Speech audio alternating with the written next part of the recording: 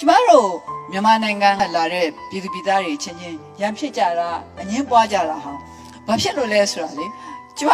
ခတ်တော်တော်ပဲပြောမယ်နော်မကြိုက်လို့ရှင်လည်းမတတ်နိုင်ဘူးအဲ့ဒါကလေအရေးပါခြင်းကြလို့အရေးပါခြင်းစရာမလိုပါဘူးကိုဟာလှုပ်တဲ့လှုပ်ထိုက်တာကိုလုံနေလို့ရှိရင်ကိုမှတောင်ဖို့ရှိပြီးသားပဲတောင်ဖို့ရှိပြီးသားပဲဘယ်ညာမှရှေ့တိုးနေဖို့မလိုဘူးလာအခုဆိုလို့ရှင်ကျမအရှိတမ်းမှာထိုင်နေတဲ့သူတွေကိုလည်းဟိုအနောက်တိုင်းတမ်းမှာထိုင်နေတဲ့သူတွေပို့ပြီးတော့တောင်ဖို့မထားပါဘူးကျမပို့ပြီးတော့ခင်တဲ့လူတွေရှိတာပေါ့နော်ဒါကတော့အရင်တုန်းကသိလို့ခင်တဲ့လူတွေဒါတတ်တတ်ပါအဲ့တော့စင်မြင့်ပေါ်တက်ရတဲ့လူတွေကိုလည်းစင်မြင့်ပေါ်အောက်ကနေနေရတဲ့လူတွေလည်းပို့ပြီးတော့တောင်ဖို့မထားပါဘူးလူတိုင်းဟာသူ့တောင်ဖို့နဲ့သူရှိပါတယ်အဲ့ဒါကိုယုံရပါအဲ့ဒါကိုယုံကြပါကျမခဏပြောတယ်ကျမတို့ပြည်သူပြည်သားတွေဟာတယောက်နဲ့တယောက်မနာလိုတာတယောက်နဲ့တယောက်စောင်းမြောင်းကြတာတိုက်ခိုက်ကြတာအခြေခံအဖြစ်တော့ကိုယ့်ကိုယ်ယုံကြည်မှုမရှိလို့ပဲ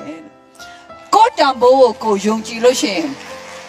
ဘယ်သူမှမနာလိုစရာအကြောင်းမရှိပါဘူးအဲ့တော့ကိုယ့်တန်ဖိုးကိုယုံကြည်နိုင်အောင်လို့နေသွားကြပါ